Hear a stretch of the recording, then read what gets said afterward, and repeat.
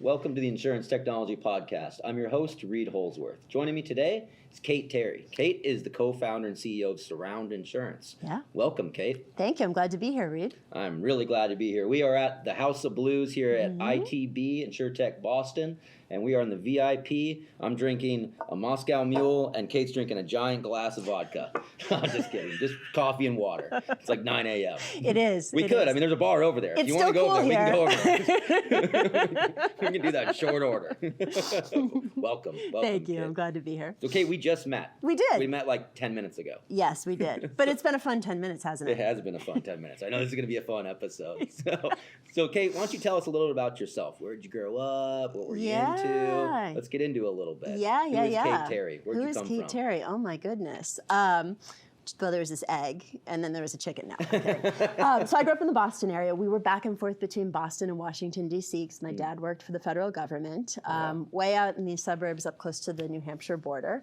I played a lot of sports growing up. I played soccer. I ran indoor and outdoor track. My brother played a lot of sports as well. My mom was a flight attendant. My dad was in law enforcement. Yeah, and so kind of very normal, typical childhood out in the far suburbs. Did you get to like fly everywhere for free? We did. But my mom worked for Eastern Airlines, and then they went bankrupt, so we didn't go anywhere for a while. and then she worked for American. We mostly just visited family, though, which was really nice because our family was spread out, and I had a lot of cousins. My parents both had a lot of siblings, so it's kind of fantastic to see family. So brothers, sisters? Yep. I have a younger brother. He's 4 years younger than me, and that was fantastic until the day he was taller than me, and then I learned how to say, "Mom, he's hitting me." I know which way my bread is buttered. No. So now growing up was sort of very typical family, although it's funny, the area that I grew up in is a commuter suburb of Boston right now, but my father was one of the few people who commuted all the way, because it's about 35 miles north of the city. And we actually had a town farm where all the high school kids used to go park at night, but there was this legend that there were albino animals that would come out at midnight, so at 11:58, every car engine would turn on, and we would book it down the road because it was Albino Road, you see. So that's the kind of place it was. It was like 1950, but it wasn't 1950. I'm not that old.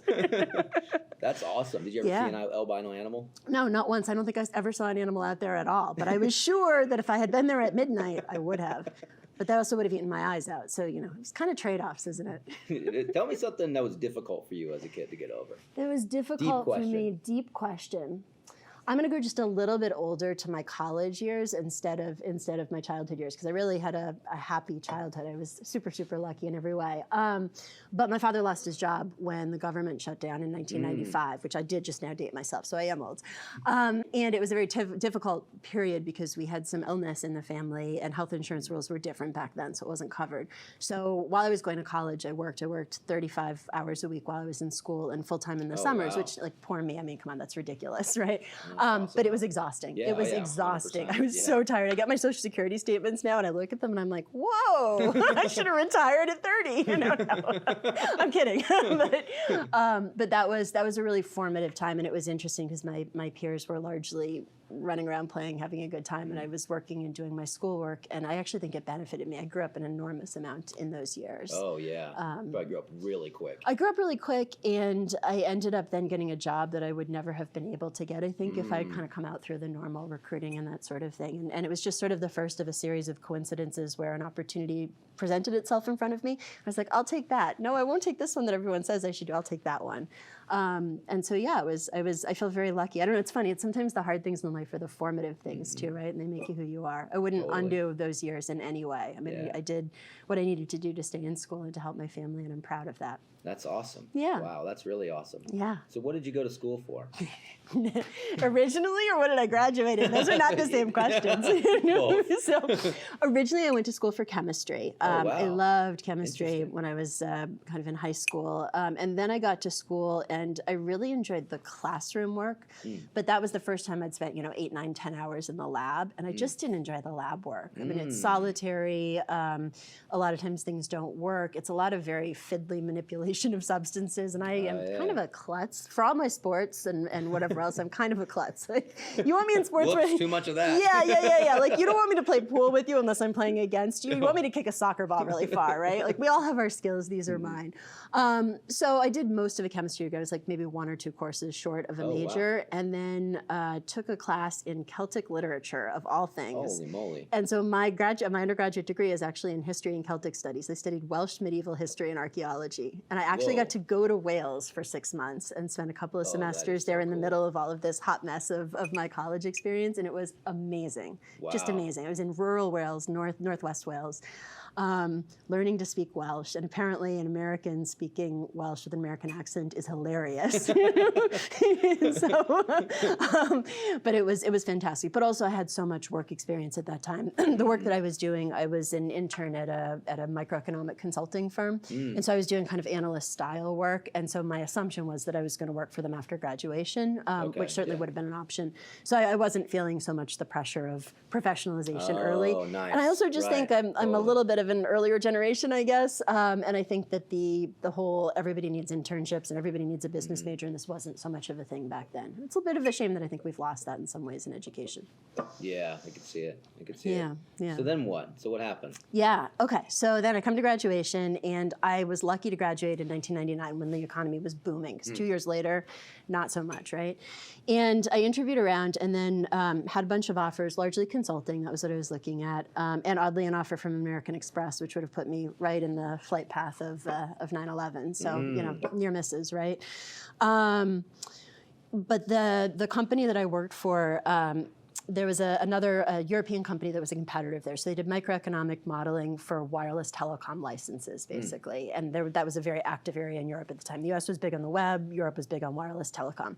And so a European company called Cluster Consulting came in and hired away everybody in the office in Boston. They were looking for people who had experience. And they made me an offer as well. And they said, we'll put you in Boston eventually, but we won't have any real estate here for a while. If you come work for us, you can go to Barcelona for 3 months. And then they put an offer out. Like, is there a decision? Am I supposed to negotiate? He's like, yes. Wait, I mean, what's the pay? I had zero slickness. I still have zero slickness. So I ended up going to Barcelona for 3 months. 3 months turned into 6 months, and then they opened a London office, and they said, "Do you want to move to London?" I said, "Yes." And then I said, "Wait, when? What? How much are you going to pay me?"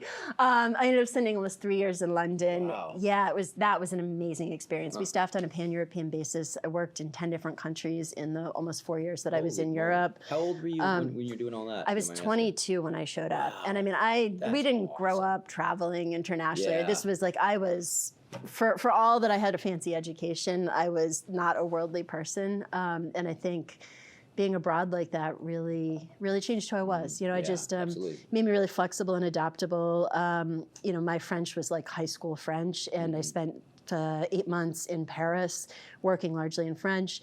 The company I worked for was Catalan, so they largely spoke either Catalan or English in the office. They didn't want to speak Spanish. Catalan, I don't even know what that is. Yeah, it's the language of Catalonia, which is where Barcelona is. So Spain has all these provinces, right? And there are a number of native languages that continue to be spoken. So Catalan is a Romance language that looks a little bit like French, but doesn't really sound like it.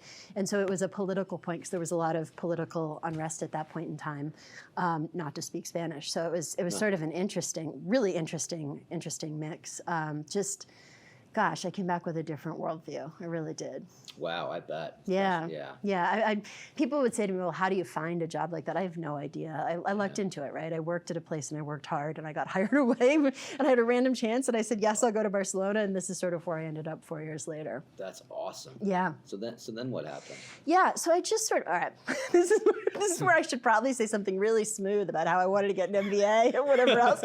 But the reality is that I felt like I'd be single forever if I stayed in London.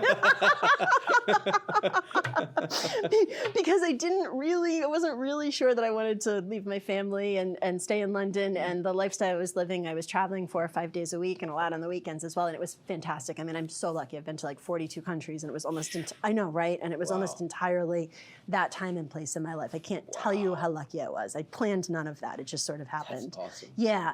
But I was sort of like, I probably should go back to the US, because I was sort of at the point too where I'd gotten promoted to manager at the consulting firm I was at. So that's the point at which I just sold my first tiny little project.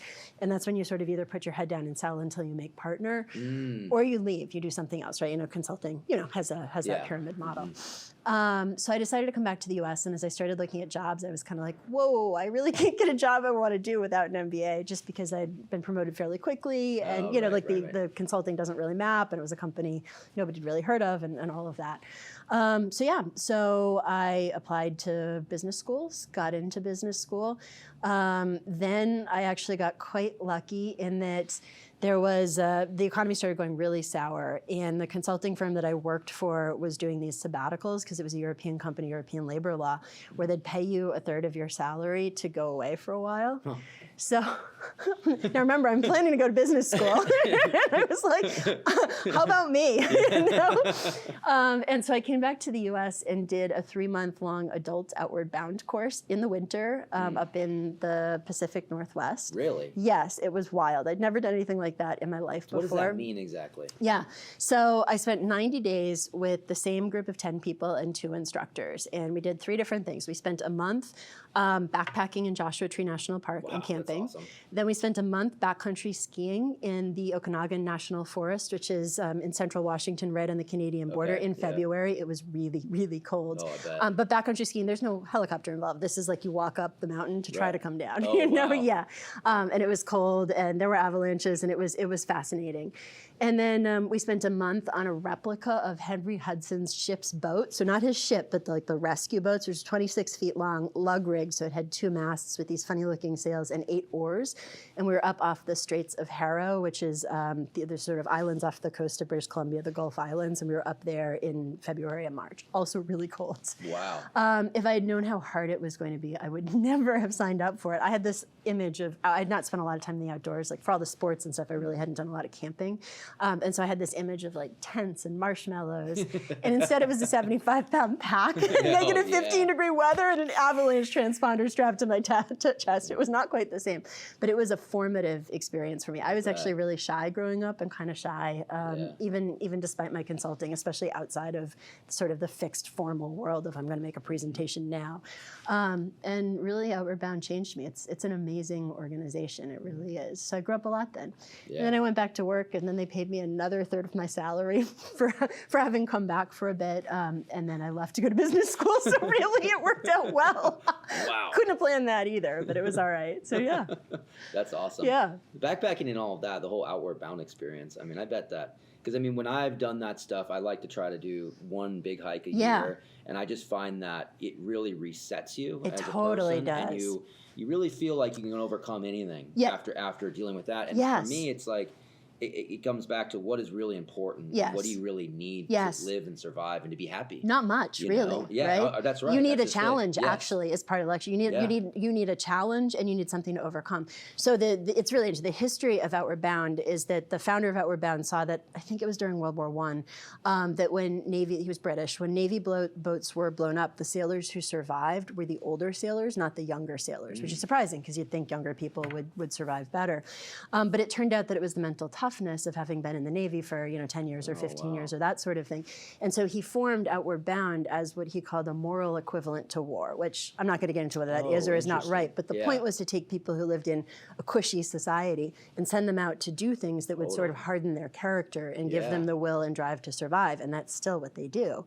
And so, it's an educational program as well as an outdoors program. That's so cool. And I could not speak highly enough of the work that they do. That's awesome. Isn't it? Wow. Yeah. Nonprofit, I assume. Nonprofit, That's totally really nonprofit. cool. Yep. Yep. No, it's an amazing organization. I have not heard of it. Yeah, there you go. That was really, really there cool. you go. Okay, so then what happened? So I'm like, amazing life so far. I'm like just falling into all this stuff. It's crazy. No. Then I took a corporate insurance. No. So I went to do my MBA at Harvard, which was really fantastic. I have to admit, I slid into it with a little bit of like, I was so excited to get in, but also I was a consultant, and isn't this a lot like consulting? But no, I learned so much. Like just the volume of, the case study method where you're kind of reading other people's stories. Like I can still tell you what happened. That cranberry story that we all did, we all know it. It sticks. Learning through other people's experiences, I think, is sort of the lesson there rather than a textbook. I remember almost nothing from college, but I remember so much from business school, and it was really only 4 years later. So really, though, that was also how I got into insurance, ironically, because I made a mistake. So I went to do my, you do a summer internship between the 2 years of business school and formal recruiting on campus. And I was looking at general management type roles. I've always sort of been interested in how do you make all the pieces work together, right? And I had an interview with AT&T, and it was an off-site location, which was really annoying to get to. And I had a suit, because we wore a suit, and very uncomfortable shoes, and it was raining. And the way they would do things is that if you had to sign up for interviews and be selected, but if one got canceled and you happened to be there, you could just put your name on the door, so that the interviewer wouldn't be sitting there by themselves, right? Totally. And so I come out of my interview, and there's a guy standing there in jeans. Nobody wears jeans at these back in 2004. And he says, "Hey, you want to come talk to me? I'm at Progressive." It was Ron Davies, who later was the CEO of an insurance company as well. And so all right. So I grew up in Massachusetts, and Progressive did not write in Massachusetts at the time. I had never owned a car, and I lived in Europe as an adult, right? So I thought he worked for the soup company, Progresso. I know. I was 28 years old, and I thought Progressive was a soup. I was right. The brand color is blue, okay? And it starts with a funny P. So I blame... So many people from Progressive that listen to this. They love this. I blame minestrone soup from the advent of my insurance career, and also Ron Davies. So I ended up talking to him, and it was fascinating. He was so casual. Progressive is and was casual. Not uncommon now, but it was at the time. And what I really liked was what he was describing, which is what I found as well, which is it's this combination of making the world safer, kind of human behavior, and how do we reduce human misery. Like, that's what we do. We go to work every day and we make life more fair for people, right? But then there's also all this data and analytics and complexity, and I'm like a fly drawn to sugar with complexity. I'm like, where is it? Let me figure it out. I want to understand it. I want to understand how it all works together. So I did my internship at Progressive out in Cleveland and assumed that I would find a job outside of insurance, of course, after graduation, but I just loved it. So I went back to Progressive after graduation, down in the Richmond, Virginia office. That's where they had an open product management job. I had the Carolinas, Arkansas, and Louisiana. Did a lot of driving around. Yep, that was interesting. There was I got called Yankee an awful lot. Fair enough. But it was a great place to learn. That is a great, well-run company full of good people, really well-aligned, well-run. Just great. And they give people who know nothing the opportunity to sink or swim. And it's only really when there's a real risk that I think you can really excel. So it was fantastic. I spent 3.5 years there, and those are some of my tightest friendships in the industry are still from those days. That's awesome. That's awesome. Yeah. So where'd you go from Progressive? Yeah, so my home was Boston. I really wanted to be back closer to family. My parents were getting older. And that sort of thing. So I ended up coming back and going to Plymouth Rock for about 15 months. It was when the Massachusetts auto insurance market was deregulating, because the state used to set the rates, which is kind of wild to think about, but true.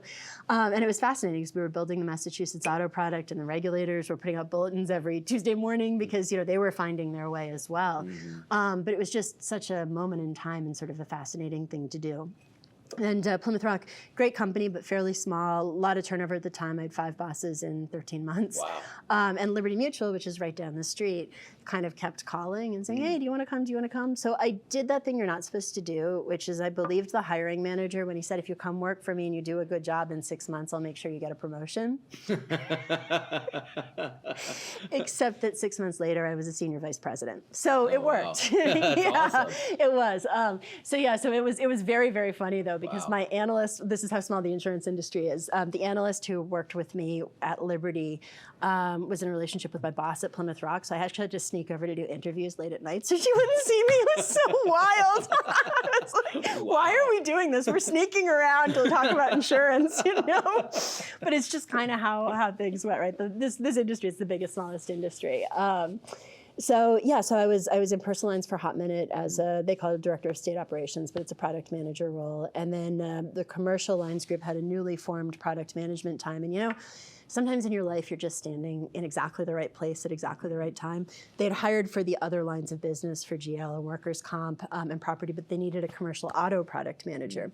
And everybody else they had hired was an internal hire.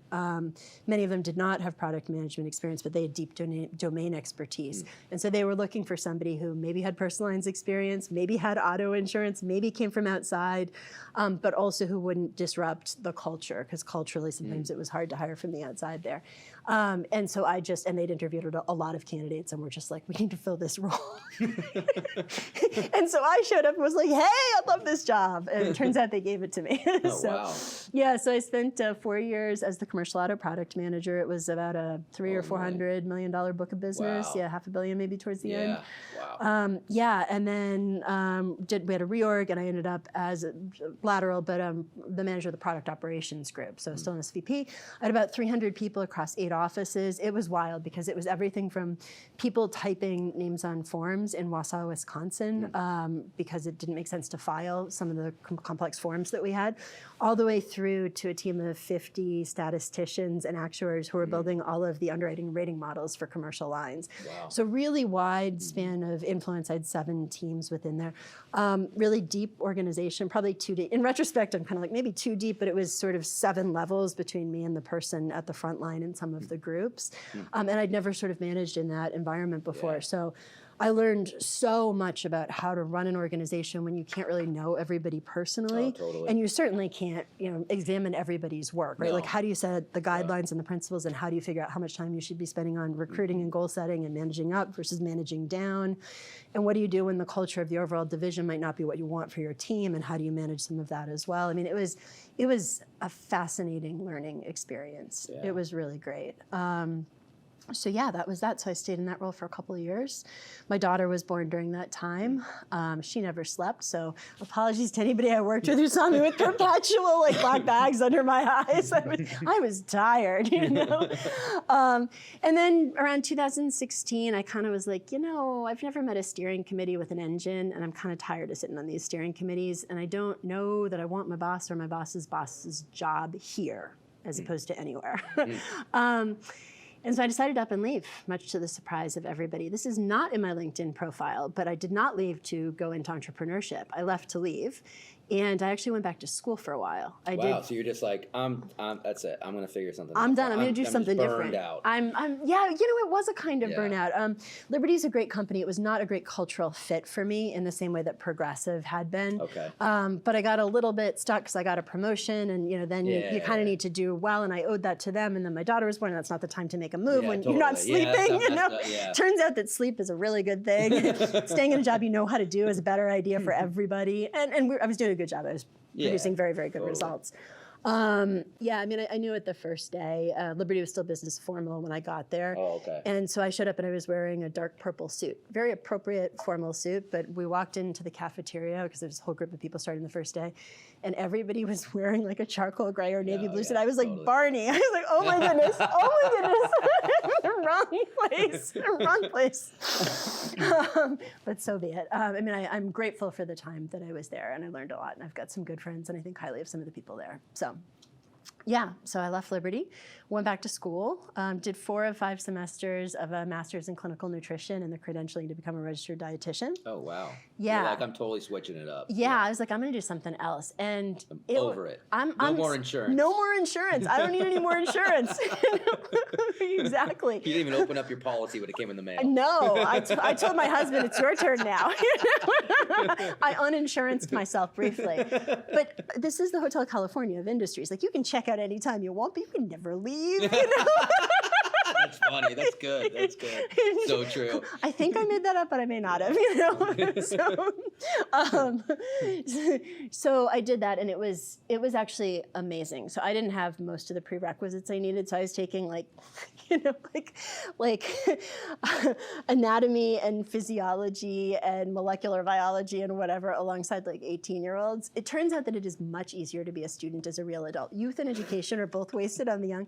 Get this, if you read the readings that were assigned before you go to the lecture, it's a lot easier to understand. What? I learned that.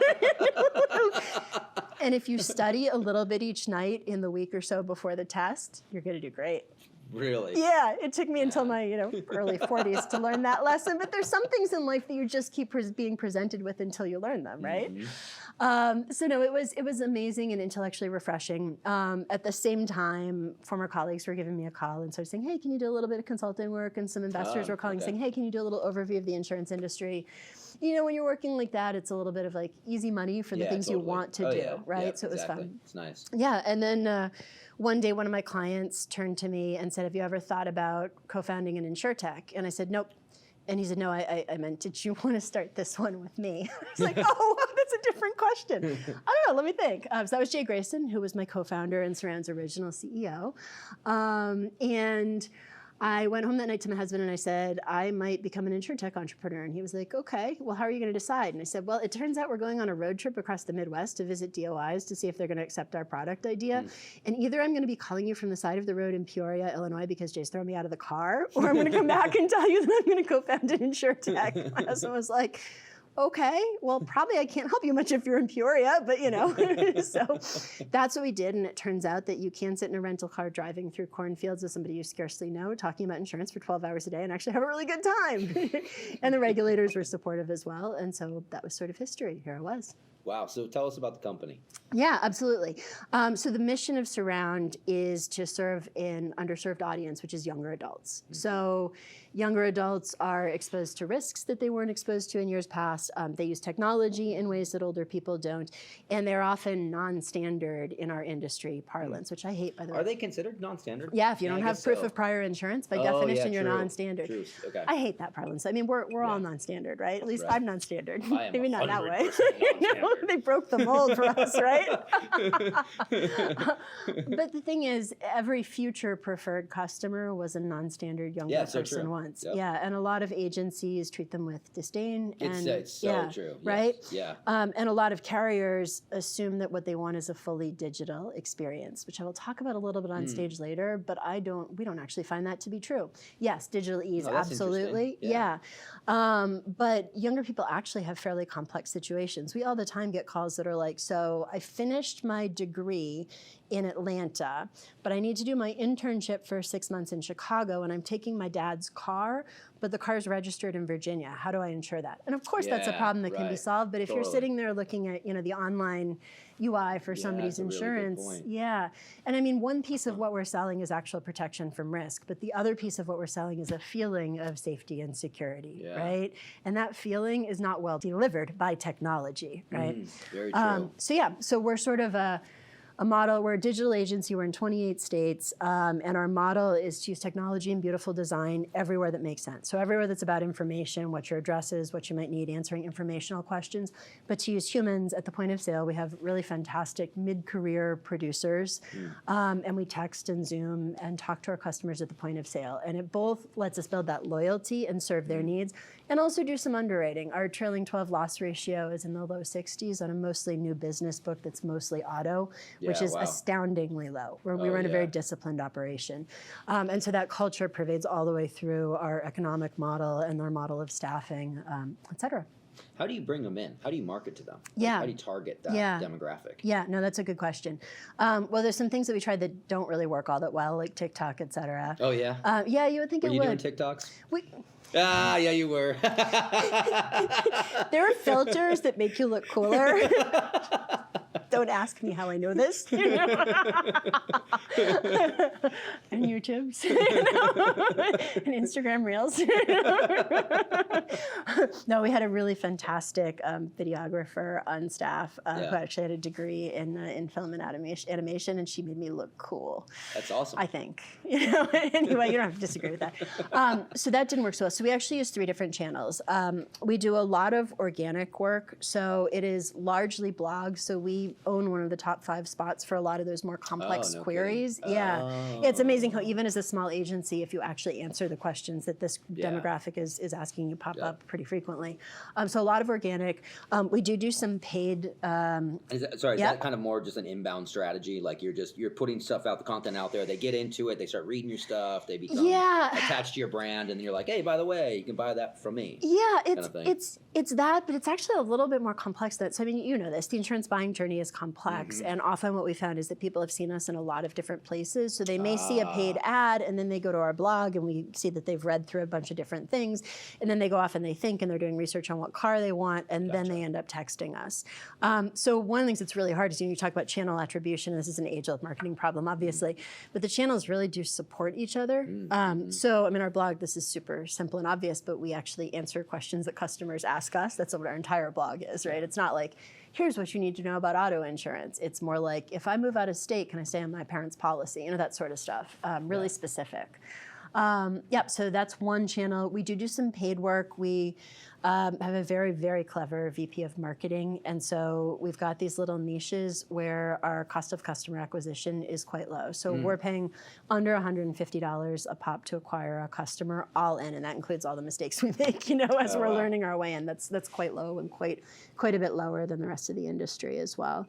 And the premiums are probably pretty high. Pretty high. Yeah, you're talking about probably $2,000-$3,000 per 6-month period, depending exactly on which. Depending on which products and whatever else. It varies, right? Because we sell a bunch of different things. But and our goal is to get these customers early, treat them really well, and then serve them for life, because we have access to the products they'll need as they sort of grow and their lives change, right? And then third, we do some partnership work where we're embedded with others, which just makes sense. I mean, it's a fairly low CAC play. I think the challenge there is that because we have producers, and because we're touching policies and it's relatively high touch, I think a lot of partners think that they have highly valuable leads, and because they sell banking products or whatever, that clearly insurance is obvious, but the intent to buy is not always that strong for insurance.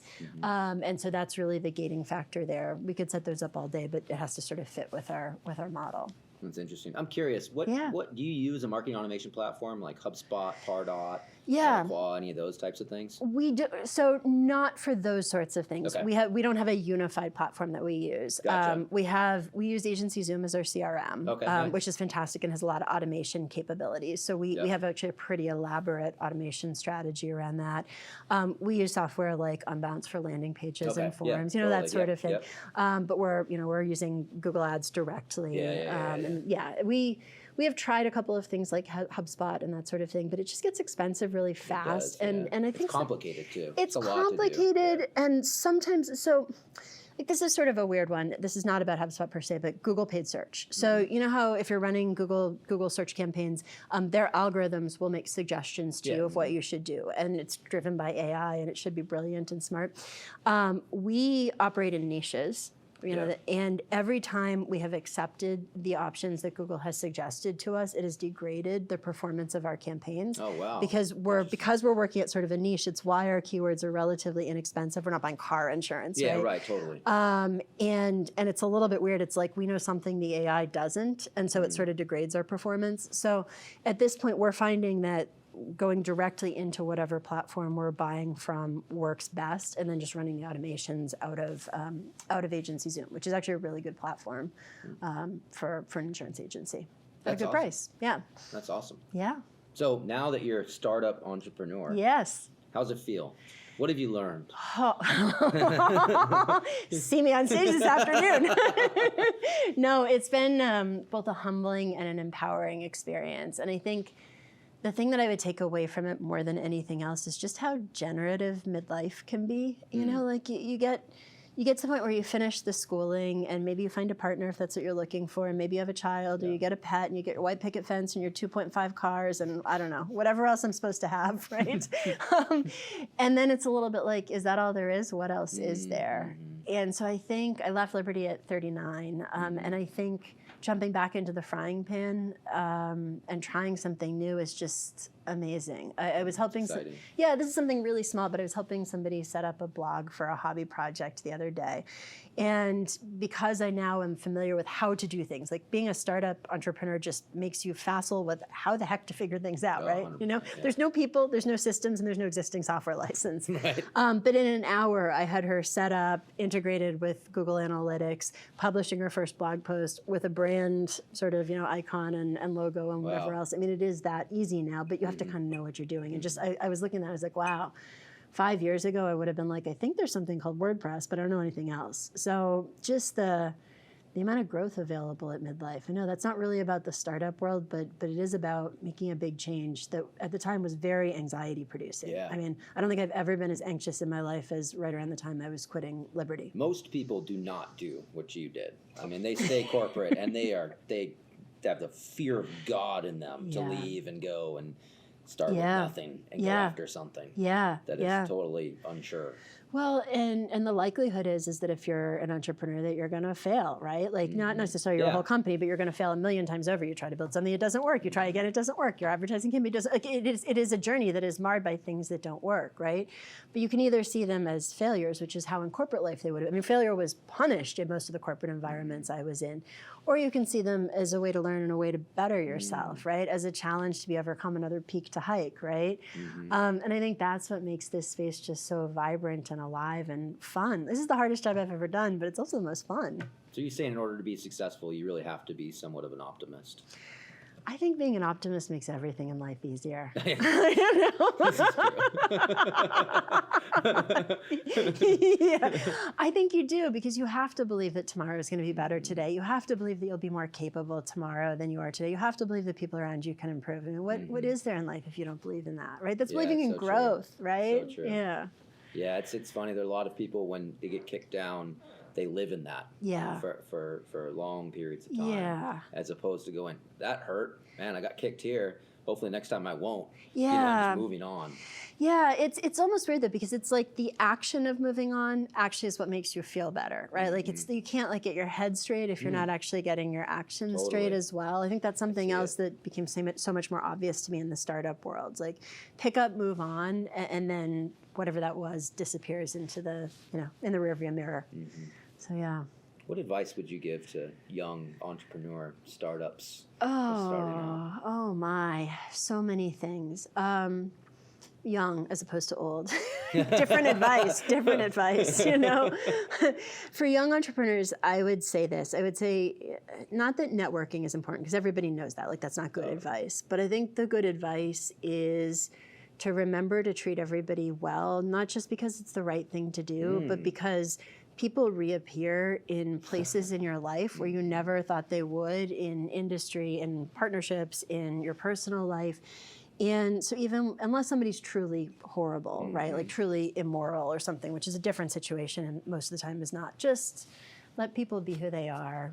Don't burn bridges. Just keep moving. That would be my best advice, because it's just been surprising how many loose ends kind of end up tied up a little bit later in life. It's a small world. It's funny. I was just talking to one of my buddies about this, because I have a house down in Key West, and I've been down there for a long time. It's a small town. Yeah. Right? Okay. And we were talking to one of my friends, and because my friend said, "Man, this is a small town. There's not a lot of people here." And the thing is, like, you go to Home Depot, and somebody's giving you poor service, and I'm in a rush, I'm in a hurry, I'm frustrated, and all that. You can't be mean to that person, because you'll see him at the grocery store. Right. You know what I mean? And I think the same thing goes for our industry, it's right? Totally and it's true. like that everywhere. It's just like that in life. And, sometimes you get frustrated and you get angry. Or, as a young startup, maybe you do something really shitty. Yeah. It happens. You just got to own it, just do it and just move on. I totally agree. Be nice to people. It's like the other thing though is that emotion is okay too, right? Emotion is okay. It's how you handle it, right? And handling things well people and just assuming that people are probably not out to get you and they're probably wrapped up in their own head and they probably don't care that much about you really, is sort of just the best way to move through. I think it's good advice. You know, we always talk about this on the podcast. So many people come into this industry too that are not from the industry and they're like, screw this industry, you're all a bunch of idiots and slow and blah, blah, blah, blah, and I'm going to conquer the world. It's the same thing goes. You're burning bridges to begin with. You are. And it's also, this industry, it has places where it's broken like every industry, but it does fundamentally work. Now, can it be more efficient and effective? Of course it can. And I think that was one of the biggest issues with sort of Insurtech 1.0, right? Which is that the conceit was that, oh, insurance has a UI UX problem. And what we're going to do is fix the UI UX problem because these dumb insurance people don't know any better, and then we will sell profitable insurance. It is true. Insurance had a UI UX problem. That was not the fundamental problem, nor is that the fundamental way to make money in the insurance industry, right? So, I mean, I do think there's a huge value in outsider perspective, and obviously I'm an insider, not an outsider, right? But I think that knowledge too has its place, and the combination of the two is probably super valuable, right? Yeah, it's awesome. So what else? Tell me more. What else? Tell you more. I'm thinking about what I should tell you about. So, you know, something that I learned as a CEO, actually. So this is going to sound like it's going to be some grand lesson, but it's not. So before I was at Surround, I had never actually really spoken on stage in public before, except to my own team. Now, I had a big team, so it wasn't that, and I'd been a consultant, but that's a really different thing from standing up on stage. And I had never written anything for anybody to read that wasn't strictly about my work. And actually, my co-founder, Jay, encouraged me to do both. He all but shoved me on stage at Insurtech Hartford about 5 years ago. And in the recordings, my voice is shaking so badly. I'm repeating myself. And I found that I enjoy both because having a little bit of a public platform is a way to make people safer and to make the industry better. And also that you can do something that is terrifying, like so terrifying, I literally thought I was going to throw up before I got on stage the first few times. I won't say whether I did or not because that's gross. But, but that you can take something that you are so bad and unskilled at, even at midlife, and turn it into something that you're decent at, you know, and that you kind of enjoy doing, and that, yeah, I'm sure I'll be nervous on stage this afternoon, but I am all ready with my interpretive dance, as I said, so no worries. I'm going to represent insurance. Do you think it goes back to the whole outward bound thing, though? Because it sounds like throughout this, you really love a challenge, and you love overcoming the challenge. Oh, I do. Tell me I can't do something. Right? And then you find joy in overcoming that moving forward. I do. I ran middle distance track in high school, the 1,000 indoors and the mile outdoors. Okay.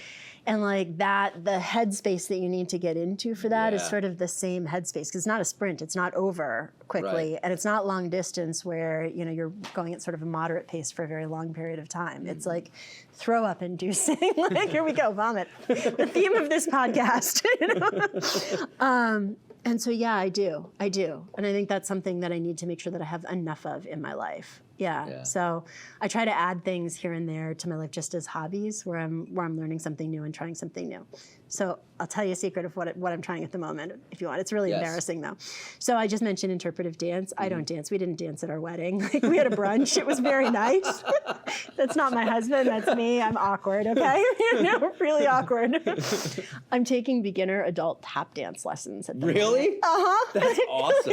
That is so awesome. Every mistake. Tap dance? Tap dance. It's so noisy. Cool. I mean, it's like you go and you make noise on purpose. I mean, like really slow noise, really clattery noise. But every mistake you make is loud. Everybody else can hear it. And it's a rolling class, so everybody else in the class is a beginner too, but they're more experienced than me. I'm horrible. Like, it's amazing. It is amazing how hard it is to tap your feet in sequence, and you're supposed to remember this choreography. Like, I don't get it. My so brain, uncoordinated. I don't know if I could do it. I don't know. You know, that'd be a big challenge. Big challenge. There's a challenge. I might say, you said you're from Milwaukee. I bet I can find you an adult education class. I'm sure you could. Was that a challenge? That is tough. That is funny. It is funny, actually. It's hilarious. If you saw me, it would be even funnier. Are you going to do that today? Yes. You should do it. Yes. So my tap shoes are in the trunk of my car, and I've got enough time. You should put them on. Come on, you got to do it. This could be very dangerous. I danced on the House of Blues stage. Yes. while singing about Yes. insurance. I'll just take my presentation and I'll sing it like fake opera. Oh my gosh, this could be epic. No, I have to get on a plane later this evening, and if I do that, I might injure myself, and I'm a little bit afraid of like making it through Logan on crutches. You know? All right, I got a couple more questions. Sure. We're almost done. All right. What technology do you see having the biggest impact on our industry? Oh, that's so easy. It's AI. Yeah? You know? Yeah. I don't know that it's generative AI per se, right? We use AI as a catch-all, and it includes machine learning and that sort of thing. But one of the things so two things excite me. One is the ability to take data that is too complex for us to build a simple model around, but you know intuitively there has to be something there. Like think about like territory rating data, that sort of thing, where you know there's something, but it's just too complex. And to run these models of various sorts against them and kind of be able to draw out relationships that weren't seeable by a human taking, one-way or multi-way cuts. Because when we price appropriately for risk, what we do is we cause people who are at high risk to squeeze that risk out, right? And that makes the world a safer, better place. Insurance pricing is the way forward to better humanity. Okay, that might be overstating it, but but it is though, it is, and that's exciting. And then I think the other thing, I do not think that AI is going to remove humans from the industry. I said it earlier in this interview, but part of what we're selling is reassurance, and Dr. Google is not reassuring, neither is like insurance AI, right? Right. You always have cancer. Like it doesn't matter what you do, that's what you find, right? Right, totally. But what I do think AI will do is take a lot of the rote, boring work. Like if you look at most insurance jobs, there's a sliver of work that is super high value, risk counseling, really thinking through what we're gonna do, ideating.